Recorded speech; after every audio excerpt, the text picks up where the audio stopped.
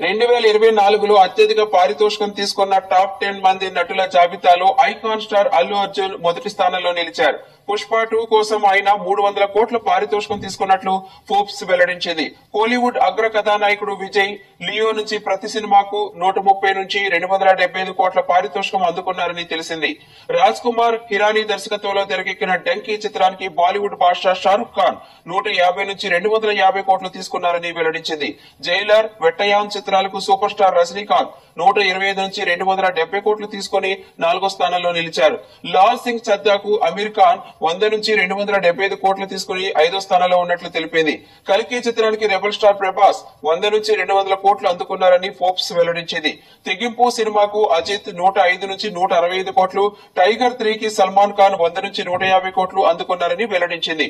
భారతీయుడు 2 కు కమల్ హాసన్ 100 నుంచి 150 కోట్లు తీసుకున్నారని పేర్కొంది. టాప్ 10 లో వారి సంఖ్య